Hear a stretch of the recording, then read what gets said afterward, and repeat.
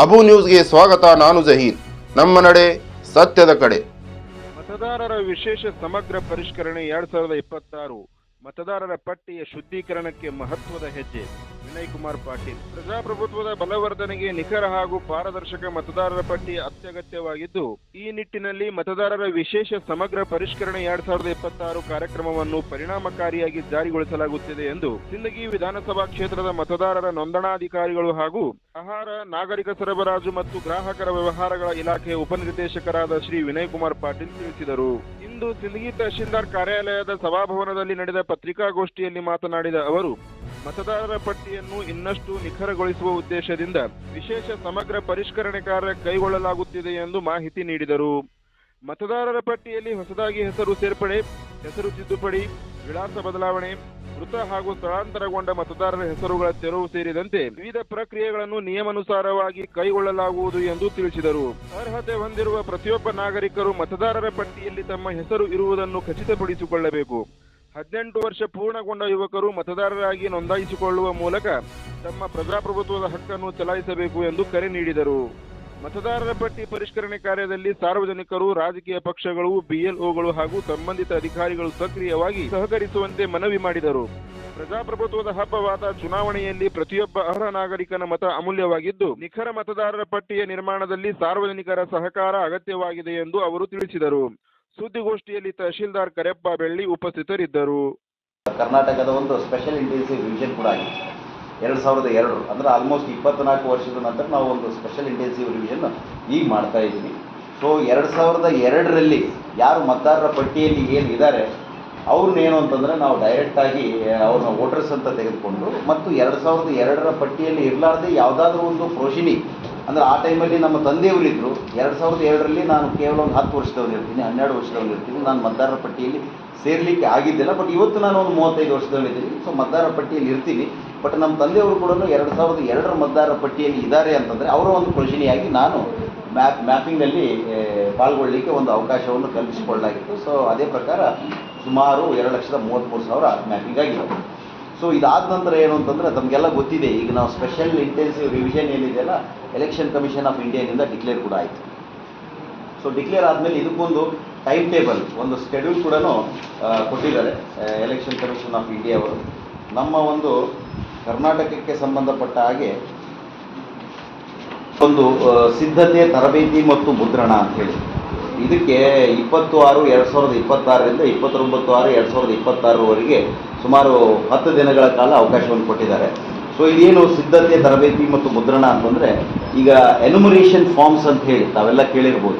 Enumeration forms ಅಂತ ಏನಿದಾವಲ್ಲ ಅದರ ಒಂದು ಮುದ್ರಣ ಆಗೋದು, ಮತ್ತು ಅದನ್ನು ಏನು ಅಂತಂದರೆ ಆ ಒಂದು BLOs ಅಂದರೆ ಬೂತ್ ಲೆವೆಲ್ ಆಫೀಸರ್ಸ್ ಕೈಯಲ್ಲಿ ಕೊಡೋದು, ಮತ್ತು ಅವರಿಗೆ ತರಬೇತಿ ಕೊಡಲಿಕ್ಕೆ ಸುಮಾರು 10 ದಿನಗಳ ಕಾಲಾವಕಾಶಗಳನ್ನು ಕೊಟ್ಟಿದ್ದಾರೆ. ಸೊ ಇದಾದ ನಂತರ ಏನು ಅಂತಂದರೆ BLOಗಳಿಂದ ಮನೆ ಮನೆಗೆ ಭೇಟಿ, ಪ್ರತಿಯೊಂದು BLO ಕೂಡ ಸಂಬಂಧಪಟ್ಟ ಮತದಾರರ ಒಂದು ಮತಗಟ್ಟೆ ವ್ಯಾಪ್ತಿಯಲ್ಲಿ ಪ್ರತಿ ಮನೆ ಕೂಡ ಭೇಟಿಯನ್ನು ನೀಡಬೇಕಾಗುತ್ತೆ. ಅದು 26/2026ರಿಂದ 30/6/2026ರಿಂದ 29/7/2026ರವರೆಗೆ, ಅಂದರೆ exactly 50 days booth level officer ಸೇರಿದಲ್ಲ ಪ್ರತಿ ಮನೆಗೆ ಕೂಡ ಭೇಟಿಯನ್ನು ಕೊಡಬೇಕು. ಸೊ ಇದರಲ್ಲಿ ಏನು ಅಂತಂದರೆ ಎನ್ಯುಮರೇಷನ್ ಫಾರ್ಮ್ಸ್ ಯಾವ ರೀತಿಯಾಗಿ ಜನರೇಟ್ ಆಗ್ತವೆ ಅಂತಂದರೆ, ಈಗ ಪ್ರೆಸೆಂಟ್ ಯಾವಾಗ ಫ್ರೀಸಿಂಗ್ ಆಯ್ತು ನಮ್ಮದು 16/6/2026ರಂದು ನಮ್ಮ ಒಂದು ಏನು ECI ನೆಟ್ ಅನ್ನೋ ವೆಬ್ಸೈಟ್ ಏನಿದೆಯಲ್ಲ ಅದು ಫ್ರೀಸ್ ಆಯಿತು. ಆ ದಿನದಂದು ಎಷ್ಟು ವೋಟರ್ಸ್ ಇದ್ದಾರೆ ಅಷ್ಟು ಎಲ್ಲ ವೋಟರ್ಸಿಗೆ ಕೂಡ ಈ ಒಂದು ಎನ್ಯುಮರೇಷನ್ ಫಾರ್ಮ್ಸ್ ಎರಡು ಪ್ರತಿಯಲ್ಲಿ ಪ್ರಿಂಟ್ ಆಗ್ತವೆ. ಅಂದರೆ ಸುಮಾರು 2,50,000 ನಮ್ಮಲ್ಲಿ ವೋಟರ್ಸ್ ಇದ್ದಾರೆ ಅಂದರೆ ಇಂಟು 5 ಲಕ್ಷ ಪ್ರತಿ, ಅಂದರೆ ಒಂದು ವೋಟರ್ಗೆ 2 ಎನ್ಯುಮರೇಷನ್ ಫಾರ್ಮ್ಸ್ ಪ್ರಿಂಟ್ ಆಗಿ ನಾವು BLOಸಿಗೆ ಕೊಟ್ಟಾಗ BLOಸು ಮನೆಗೂ ಭೇಟಿ ನೀಡಿ ಆ ಒಂದು ಎನ್ಯುಮರೇಷನ್ ಫಾರ್ಮ್ಸ್ 2 ಸೆಟ್ ಎನ್ಯುಮರೇಷನ್ ಫಾರ್ಮ್ಸನ್ನು ಆ ಒಂದು ಮನೆಯಲ್ಲಿರೋಂಥ ಎಲ್ಲ ವೋಟರ್ಸಿಗೆ ಕೂಡ ಕೊಡ್ತಾರೆ. ಸಪೋಸ್ ಒಂದು ಮನೆಯಲ್ಲಿ ಒಂದು 5 ಜನ ವೋಟರ್ಸ್ ಇದ್ದಾರೆ ಅಂದರೆ 5 + 5 5 × 2 ಅಂದರೆ 10 ಎನ್ಯುಮರೇಷನ್ ಫಾರ್ಮ್ಸ್ ಅವರಿಗೆ ಕೊಡ್ತಾರೆ.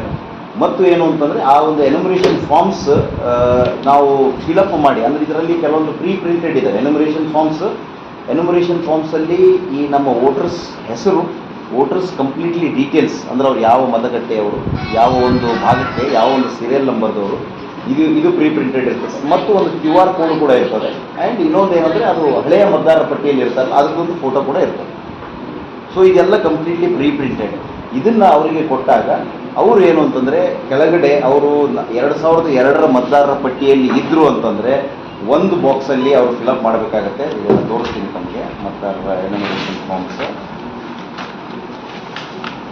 ಸೊ ಇದು ಎನ್ಯುಮರೇಷನ್ ಫಾರ್ಮ್, ಇದು ಗಣತಿ ನಮೂನೆ ಅಂತೇಳಿ ಮತಗಟ್ಟೆ ಮಟ್ಟದ ಅಧಿಕಾರಿ ಹೆಸರು ಮತ್ತು ಸಂಪರ್ಕ ಸಂಖ್ಯೆ ಅಂತೇಳಿ ಇದು ಅವ್ರದ್ದು BLO ಅವ್ರದ್ದು ಹೆಸರು ಮತ್ತು ಅವರ ಸಂಪರ್ಕ ಸಂಖ್ಯೆ ಇದರಲ್ಲಿ ಪೂರ್ವ ಮುದ್ರಿತ ಆಗಿರ್ತದೆ.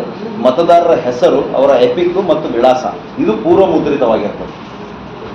ಆ್ಯಂಡ್ ಎರಡನೇದು ಅವರ ಕ್ರಮ ಸಂಖ್ಯೆ, ಭಾಗ ಸಂಖ್ಯೆ ಮತ್ತು ಹೆಸರು, ವಿಧಾನಸಭಾ ಅಥವಾ ಲೋಕಸಭೆಯ ಹೆಸರು, ರಾಜ್ಯ ಇವೆಲ್ಲವೂ ಕೂಡ ಪೂರ್ವ ಮುದ್ರಿತವಾಗಿರ್ತದೆ.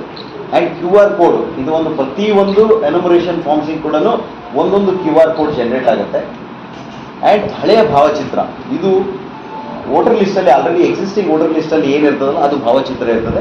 ಈಗ BLOs ಮನೆಗೆ ಹೋದರೆ ಅವ್ರಿಗೆ ಇತ್ತೀಚಿನ ಭಾವಚಿತ್ರವನ್ನು ತೆಗೆದುಕೊಳ್ಳಿಕ್ಕೂ ಕೂಡ ಅವಕಾಶ ಇದೆ.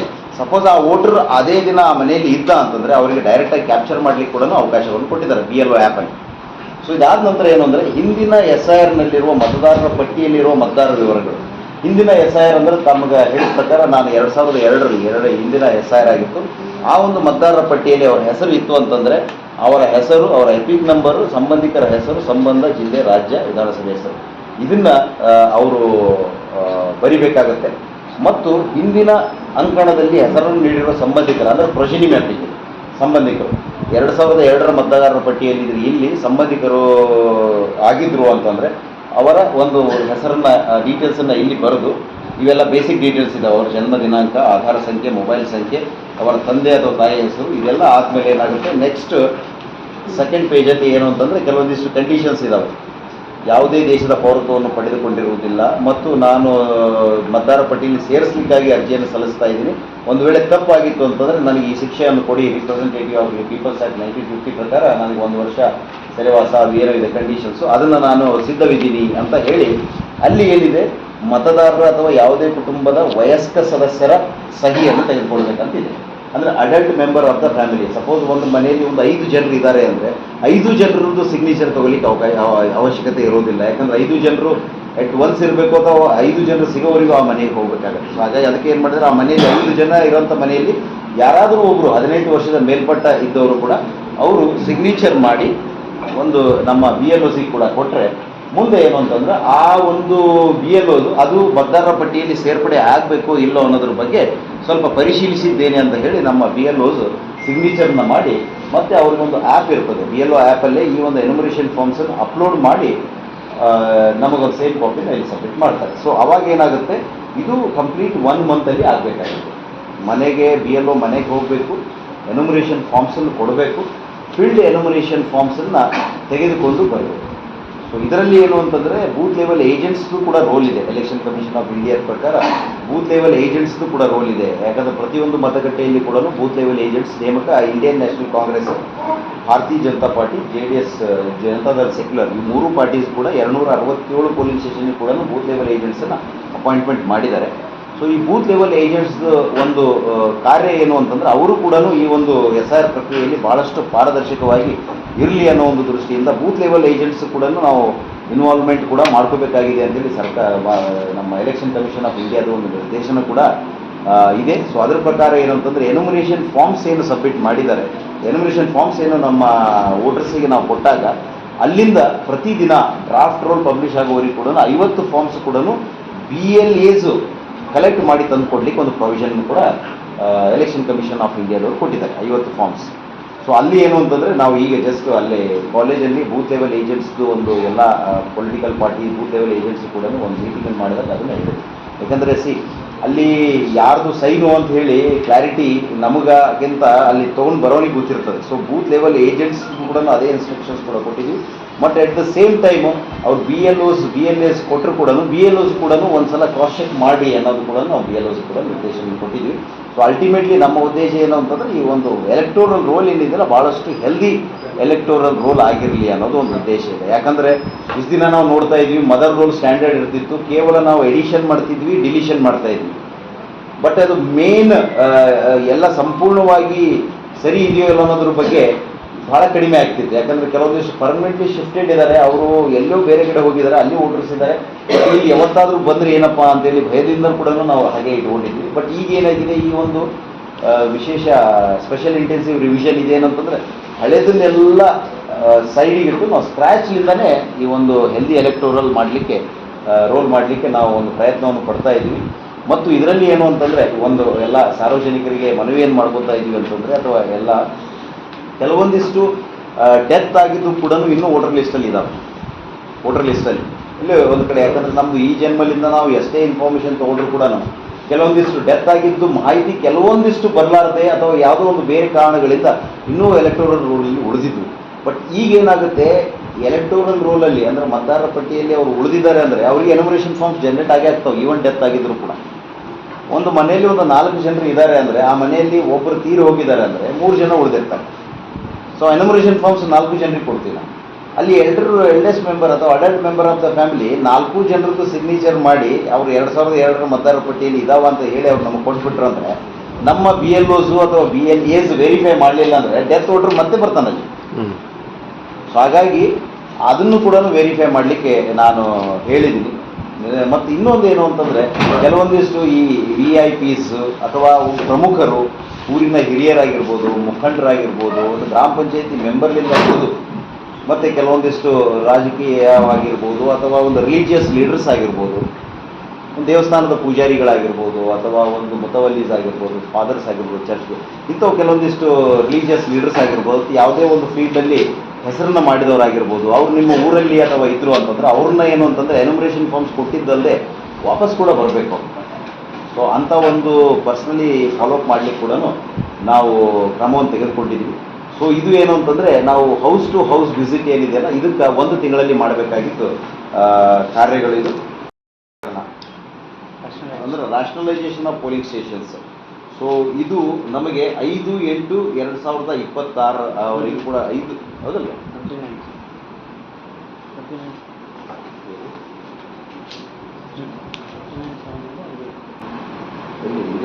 29/7/2026 ಒಳಗೆ ನಾವು ಈ ಒಂದು ನ್ಯಾಷನಲೈಸೇಷನ್ ಆಫ್ ಪೋಲಿಂಗ್ ಸ್ಟೇಷನ್ಸ್ ಅಂತ ಹೇಳಿ ಮಾಡಬೇಕಾಗುತ್ತೆ. ಮೊದಲು ಹೇಗಿತ್ತು, ರೂರಲಲ್ಲಿ ನಾವು 1200ಕ್ಕಿಂತ ಹೆಚ್ಚಿಗೆ ವೋಟರ್ಸ್ ಮತದಾರರನ್ನ ಇಡಲಿಕ್ಕೆ ಪ್ರಾವಿಷನ್ ಇದ್ದಿದ್ದಿಲ್ಲ. ಮತ್ತು ಅರ್ಬನ್ನಲ್ಲಿ ಮೊದಲು 1500 ಇತ್ತು, ಆಮೇಲೆ 1600 ಮಾಡಿದರು. ಈಗೇನು ಅಂತಂದರೆ ಎಲ್ಲ ಇದರ ಅರ್ಬನ್ ಇರಲಿ ರೂರಲ್ ಇರಲಿ ಯೂನಿಫಾರ್ಮ್ ಆಗಿ 1200ಕ್ಕಿಂತ ಹೆಚ್ಚು ಒಂದು ಮತದಾರರ ಪಟ್ಟಿಯಲ್ಲಿ ಮತದಾರರು ಇರಬಾರ್ದು ಅನ್ನೋದಿದೆ. ಸೊ ಆ ರೀತಿಯಾಗಿ ಏನಾದರೂ ಇದ್ರು ಅಂತಂದರೆ ರ್ಯಾಷನಲೈಸೇಷನ್ ಮಾಡಬೇಕು. ಅಂದರೆ ಎಡಿಷನ್ ಆಫ್ ಇನ್ನೊಂದು ಏನಾದರೂ ಹೆಚ್ಚಿನ ಮತಗಟ್ಟೆಗಳು ಮಾಡಲಿಕ್ಕೆ ಕೂಡ ಪ್ರಾವಿಷನ್ ಕೂಡ ಕೊಟ್ಟಿದ್ದಾರೆ. ಸುಮಾರು ಒಂದು 1400-1500 ವೋಟರ್ ಇರೋಂಥ ಒಂದು ಪೋಲಿಂಗ್ ಸ್ಟೇಷನ್ಸ್ ಕೂಡ ನಮ್ಮಲ್ಲಿ ಇದ್ದಾವೆ. ಸೊ ಅದನ್ನು ಕೂಡ ನಾವು ರ್ಯಾಷನಲೈಸೇಷನ್ ಮಾಡಿ ಈ ಒಂದು ಚುನಾವಣಾ ಆಯೋಗದ ಒಂದು ನಿರ್ದೇಶನದ ಪ್ರಕಾರ 1200ಕ್ಕಿಂತ ಕಡಿಮೆ ಮಾಡುವಂಥ ಎಲ್ಲ ಒಂದು ಕಾರ್ಯವನ್ನು ನಾವು ತೆಗೆದುಕೊಳ್ತೀವಿ. ಆ್ಯಂಡ್ ನೆಕ್ಸ್ಟ್ ಏನಾಗುತ್ತೆ, ಕರಡು ಮತದಾರರ ಪಟ್ಟಿಯ ಪ್ರಕಟಣೆ ಆಗುತ್ತೆ. ಕರಡು ಮತದಾರರ ಪಟ್ಟಿಯ ಪ್ರಕಟಣೆ 5/8/2026 ಒಂದು ಡ್ರಾಫ್ಟ್ ಎಲೆಕ್ಟೋರಲ್ ರೋಲ್ ಅಂತ ಹೇಳಿ ಪಬ್ಲಿಷ್ ಆಗುತ್ತೆ. ಸೊ ಈ ಪಬ್ಲಿಷ್ ಆಗಬೇಕು ಅಂತಂದರೆ ಯಾವ ಒಂದು ಎನ್ಯುಮರೇಷನ್ ಫಾರ್ಮ್ಸ್ ನಾವು BLOs ಹೋಗಿ ಮನೆಗೆ ಕೊಟ್ಟಿದ್ದಾರೆ, ಯಾವ ನಮಗೆ ಎನ್ಯುಮರೇಷನ್ ಫಾರ್ಮ್ಸ್ ವಾಪಸ್ ಬರ್ತವೆ ವೋಟರ್ಸ್ ಕಡೆಯಿಂದ, ಅವು ಎಲ್ಲವೂ ಕೂಡ ಈ ಒಂದು ಕರಡು ಮತದಾರರ ಪಟ್ಟಿಯಲ್ಲಿ ಇರ್ತವೆ. ಡ್ರಾಫ್ಟ್ ಎಲೆಕ್ಟೋರಲ್ ರೋಲಲ್ಲಿ ಆ ಒಂದು ಕಂಪ್ಲೀಟ್ ಇನ್ಫಾರ್ಮೇಷನ್ ಕಂಪ್ಲೀಟ್ ಆ ಒಂದು ಪಟ್ಟಿಯಲ್ಲೇ ಕೂಡ ಇರ್ತವೆ. ಮತ್ತು ನಾವು ಕರಡು ಮತದಾರರ ಪಟ್ಟಿಯನ್ನು ಪಬ್ಲಿಕ್ಕಿಗಾಗಿರ್ಬೋದು ಮತ್ತು ರಾಜಕೀಯ ಮುಖಂಡರಿಗಾಗಿರ್ಬೋದು ಮತ್ತು ವೆಬ್ಸೈಟಲ್ಲಿ ಕೂಡ ನಾವು ಇದನ್ನು ಪಬ್ಲಿಷ್ ಮಾಡ್ತೀವಿ. ಸೊ ಇದಾದಮೇಲೆ ಏನಾಗುತ್ತೆ, ನೆಕ್ಸ್ಟ್ ಕ್ಲೇಮ್ಸ್ ಆ್ಯಂಡ್ ಅಬ್ಜೆಕ್ಷನ್ಸ್ ಅಂತ ಕ್ಲೇಮ್ಗಳು ಮತ್ತು ಆಕ್ಷೇಪಣೆಗಳನ್ನು ಸಲ್ಲಿಸಲು ನಿಗದಿಪಡಿಸಿದ ಅವಧಿ ಇದು 5/8/2026 4/9/2026 ಅವರ. ಸೊ ಇದು ಕ್ಲೇಮ್ಸ್ ಆ್ಯಂಡ್ ಅಬ್ಜೆಕ್ಷನ್ಸ್ ಅಂತೇಳಿ ಈ ಯಾವಾಗ ನಮ್ಮ ಡ್ರಾಫ್ಟ್ ಎಲೆಕ್ಟೋರಲ್ ರೋಲ್ ಏನು ಪಬ್ಲಿಷ್ ಆಗುತ್ತೆ ಅದಾದ ನಂತರ ಆ ಡ್ರಾಫ್ಟ್ ಎಲೆಕ್ಟೋರಲ್ ರೋಲ್ ನಾವು ಇಲ್ಲಿ ಕೂಡ ಡಿಸ್ಪ್ಲೇ ಮಾಡಿರ್ತೀವಿ.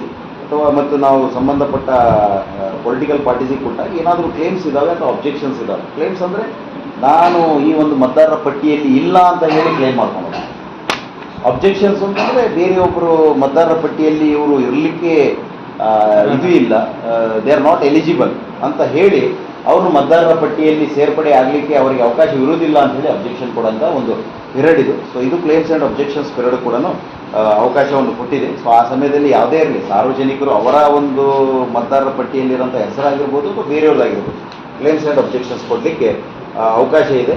ಸೊ ಒನ್ಸ್ ಈ ಕ್ಲೇಮ್ಸ್ ಆ್ಯಂಡ್ ಅಬ್ಜೆಕ್ಷನ್ಸ್ ಪಿರಿಯಡ್ ಟೈಮಲ್ಲಿ ನಾವೇನು ಅಂತಂದರೆ ಈ ನೋಟಿಸ್ ಪಿರಿಯಡ್ ಅಂತ ಹೇಳಿ ಒಂದು ಅವಕಾಶ ಬಂದಿದೆ. ಇದು ಸುಮಾರು 2 ತಿಂಗಳ ಕಾಲ ನಾವು ನೋಟಿಸ್ ಪಿರಿಯಡನ್ನು ಅಂತ ಹೇಳ್ತೀವಿ. 5/8/2026ರಿಂದ 3/10/2026 ಅಂದರೆ ಅಕ್ಟೋಬರ್ 3 ಕೂಡ ಈ ಒಂದು ನೋಟಿಸ್ ಪಿರಿಯಡ್ ಅಂತ ಇರ್ತದೆ. ನೋಟಿಸ್ ಪಿರಿಯಡ್ ಅಂತಂದರೆ ಈ ಕ್ಲೇಮ್ಸ್ ಆ್ಯಂಡ್ ಅಬ್ಜೆಕ್ಷನ್ಸ್ ಏನಿದೆಯಲ್ಲ ಅದನ್ನು ಡಿಸ್ಪೋಸಲ್ ಮಾಡಲಿಕ್ಕೆ. ಸೊ ಈಗ ಸಪೋಸ್ ಯಾರಾದರೂ ಒಬ್ಬ ವೋಟರ್ ನಾನು ಈ ಒಂದು ಮತದಾರರ ಪಟ್ಟಿಯಲ್ಲಿ ಇರಬೇಕಾಗಿತ್ತು, ನಾನು ಇಲ್ಲ ಅಂತ ಏನಾದರೂ ಇದ್ದರೆ ಅದಕ್ಕೆ ಈ ಒಂದು ಎನುಮರೇಷನ್ ಫಾರ್ಮ್ಸ್ ಅವರಿಗೆ ಸಿಗದೇ ಇರೋಂಥ ಒಂದು ಪ್ರಸಂಗ ಇದ್ದಿರ್ಬೋದು, ಅಥವಾ ಸಿಕ್ಕರೂ ಕೂಡ ಆ ಟೈಮಲ್ಲಿ ಅವರು ತಂದು ಕೊಡಲಿಕ್ಕೆ ಆಗದೇ ಇರ್ಬೋದು. ಬಟ್ ಡ್ರಾಫ್ಟ್ ರೂಲ್ ಪಬ್ಲಿಷ್ ಆಗಿರ್ತದೆ. ಬಟ್ ಅಂಥವ್ರಿಗೆ ಏನು ಅಂತಂದರೆ ಈ ಕ್ಲೇಮ್ಸ್ ಆ್ಯಂಡ್ ಅಬ್ಜೆಕ್ಷನ್ಸು ಪ್ಲಸ್ ನಾವು ನೋಟಿಸ್ ಜನರೇಟ್ ಮಾಡೋದ್ರ ಮುಖಾಂತರ ಅವ್ರಿಗೆ ನೋಟಿಸ್ ಕೊಟ್ಟು ಒಂದು ಹಿಯರಿಂಗ್ ಮಾಡೋದ್ರ ಮುಖಾಂತರ ಅವರು ಫೈನಲ್ ಎಲೆಕ್ಟೋರಲ್ ರೋಲಲ್ಲಿ ಇರಬೇಕು ಬೇಡ ಅಂತೇಳಿ ನಿರ್ಧಾರ ಮಾಡುವಂಥ ಅಧಿಕಾರ ನಮಗಿದೆ, ಅಂದರೆ ಈ ROC ಕೂಡ. ಸೊ ಇದು ಕೂಡ ನಾವು ಇದನ್ನು ಮಾಡ್ತೀವಿ. ಸೊ ಕಂಪ್ಲೀಟಾಗಿ ನಮಗೆ ಅದನ್ನು 7/10/2026 ಏನು ಅಂತಂದರೆ ನಮ್ಮದು ಫೈನಲ್ ಎಲೆಕ್ಟೋರಲ್ ರೋಲ್ ಪಬ್ಲಿಷ್ ಆಗುತ್ತೆ. ಸೊ ಇನ್ನೂ ನಾವು ಒಂದು 2-2.5 ತಿಂಗಳವರೆಗೂ ಕೂಡ ಈ ಒಂದು SIR ಪ್ರಕ್ರಿಯೆಯಲ್ಲೇ ಇರ್ತೀವಿ. ಸೊ ಹಾಗಾಗಿ ಎಲ್ಲ ಪ್ರತಿಯೊಂದು ಹಂತದಲ್ಲಿ ಕೂಡ ನಾವು ಎಲ್ಲ ನಮ್ಮ ಮೀಡಿಯಾದವರಿಗೆ, ಮಾಧ್ಯಮ ಮಿತ್ರರಿಗೆ ಎಲ್ಲರಿಗೂ ಕೂಡ ಇಂಚಾಗಿ ಒಂದು ಇನ್ಫಾರ್ಮೇಷನ್ ಕೂಡ ಕೊಡ್ತಾ ಇರ್ತೀವಿ. ಬಿಕಾಸ್ ಏನು ಅಂತಂದರೆ ಇಷ್ಟು ದಿನ ನಾವು ಮ್ಯಾಪಿಂಗ್ ಮಾಡಿದ್ವಿ. ಸೊ ಮ್ಯಾಪಿಂಗಲ್ಲಿ ಇರೋರು ಯಾಕೆ ಮಾಡಿದ್ವಿ ಅಂತಂದರೆ ಮ್ಯಾಪಿಂಗಲ್ಲಿ ಯಾರು ಮ್ಯಾಪಿಂಗ್ ಆಗಿದೆ ಅವ್ರಿಗೆ ಅಷ್ಟೇ ಎನುಮರೇಷನ್ ಫಾರ್ಮ್ಸ್ ಜನರೇಟ್ ಆಗ್ತಾ ಇರೋದು ಮತದಾರರ ಪಟ್ಟಿಯಲ್ಲಿ ಇರೋಂಥ ಎಲ್ಲರಿಗೂ ಕೂಡ ಜನರೇಟ್ ಆಗ್ತಾ ಇದ್ದಾವೆ. ಬಟ್ ನಮ್ಮದು ಒಂದು 93-94% ಮ್ಯಾಪಿಂಗ್ ಆಗಿದೆ ಅಂತಂದರೆ ಮೋಸ್ಟ್ಲಿ ನಮಗೆ ಅಷ್ಟಂತೂ ಮಿನಿಮಮ್ ಆಗಿ ನಮಗೆ ಎನುಮರೇಷನ್ ಫಾರ್ಮ್ಸ್ ವಾಪಸ್ ಬಂದೇ ಬರ್ತವೆ. ಸೊ ಹಾಗಾಗಿ ಎಲ್ಲ ನಮ್ಮ BLOs ಆಗಿರ್ಬೋದು, BLOs ಪೂರೈಸೋಕ್ಕೆ ಭಾಳಷ್ಟು ಶ್ರಮವನ್ನು ವಹಿಸಿದ್ದಾರೆ. ಸೊ ಹಾಗಾಗಿ ಈಗ ಅದೇ ರೀತಿಯಾಗಿ ಏನೇ ಒಂದು ಮಾಹಿತಿ ಇದ್ದರೂ ಕೂಡ ನಮ್ಮ ಜೊತೆ ಹಂಚ್ಕೊಂತು. ಒಟ್ಟು ಇದೇನು ಅಂತಂದರೆ, ಯಾಕಂದರೆ ಇದು IEC ಆ್ಯಕ್ಟಿವಿಟಿ ಏನಿದೆಯಲ್ಲ, ಇನ್ಫಾರ್ಮೇಷನ್ ಎಜುಕೇಷನ್ ಆ್ಯಂಡ್ ಕಮ್ಯುನಿಕೇಷನ್, ಇದು ಭಾಳಷ್ಟು ಇಂಪಾರ್ಟೆಂಟ್ ಫ್ಯಾಕ್ಟರ್. ಸೊ ಇದಕ್ಕಾಗಿ ಮತ್ತೆ ನಾವೇನು ಅಂತಂದರೆ ವೋಟರ್ ಫೆಸಿಲಿಟೇಷನ್ ಸೆಂಟರ್ ಅಂತ ಹೇಳಿ ಪ್ರತಿಯೊಂದು ಗ್ರಾಮ ಪಂಚಾಯಿತಿಯಲ್ಲಿ ಕೂಡ ಇದಕ್ಕೆ ಒಂದು ಮಾಹಿತಿಗೋಸ್ಕರ ಕೆಲವೊಬ್ಬರು 2002 ಮತದಾರರ ಪಟ್ಟಿಯಲ್ಲಿ ಇದ್ದಾರೆ, ಬಟ್ ಏನೂ ಅವ್ರ ಬಗ್ಗೆ ಸಂಬಂಧಪಟ್ಟ ದಾಖಲೆಗಳು ಇರಲಿಕ್ಕಿಲ್ಲ. ಅದರ ದಾಖಲೆ ಮೀನ್ಸ್ ವೋಟರ್ ID ಕಾರ್ಡೇ ಇರಲಿಕ್ಕಿಲ್ಲ, ಎಪಿಕ್ ಕಾರ್ಡೇ ಇರಲಿಕ್ಕಿಲ್ಲ. ಸೊ ಅಂಥವನ್ನ ಬೈ ನೇಮ್ ಅಥವಾ ಬೈ ಪಾರ್ಟ್ ನಂಬರ್ ಮುಖಾಂತರ ಅಥವಾ AC assistant assembly constituency and part number ಮುಖಾಂತರ ನಾವು ಸರ್ಚ್ ಮಾಡಿದರೆ ಅವ್ರ ಹೆಸರನ್ನ ಹುಡುಕಿ ಅವ್ರು ಯಾವ ಪಾರ್ಟಲ್ಲಿ ಇದ್ದಾರೆ ಅಂತಲೂ ನಾವು ತಿಳ್ಕೊಬೋದು. ಸೊ ಬೈ ನೇಮ್ ಕೂಡ ನಮ್ಮ ಎಲೆಕ್ಷನ್ ಕಮಿಷನ್ ಆಫ್ ಇಂಡಿಯಾ ವೆಬ್ಸೈಟಲ್ಲಿ ನೋಡಿದರೂ ಕೂಡ ಆ ಒಂದು ಮತದಾರರನ್ನ ಹುಡುಕಿಸಿಕೊಡಲಿಕ್ಕೆ ಒಂದು ವೋಟರ್ ಫೆಸಿಲಿಟೇಷನ್ ಸೆಂಟರ್ ಕೂಡ ಅಂತೇಳಿ ಪ್ರತಿಯೊಂದು ಗ್ರಾಮ ಪಂಚಾಯತಿಯಲ್ಲಿ as a part of SVEEP activity ಅಂತೇಳಿ ನಾವು ಮಾಡ್ತಾ ಇದ್ದೀವಿ. ಸೊ ಇಷ್ಟೆಲ್ಲ ಪ್ರಚಾರ ಇದ್ದರೂ ಕೂಡ ಏನು ಅಂತಂದರೆ ನಮ್ಮ ಮಾಧ್ಯಮ ಮಿತ್ರರಿಂದನೂ ಕೂಡ ಇದಕ್ಕೆ ಹೆಚ್ಚಿನ ಮಟ್ಟಿಗೆ ಒಂದು ಪ್ರಚಾರವನ್ನು ಸಿಕ್ಕರೆ ಹೆಚ್ಚಿನ ಈ ಸಂಖ್ಯೆಯಲ್ಲಿ ಈ ಒಂದು ಎಲೆಕ್ಟೋರಲ್ ರೋಲಲ್ಲಿ ಕೂಡ ನಮ್ಮ ಅತಿ ಹೆಚ್ಚಿನ ಮತದಾರರು ಕೂಡ ಸೇರ್ಪಡೆ ಆಗ್ತಾರಾ ಅಂತ ನಾನು ಈ ಸಂದರ್ಭದಲ್ಲಿ ಹೇಳಲಿಕ್ಕೆ ಇಷ್ಟಪಡ್ತೀನಿ.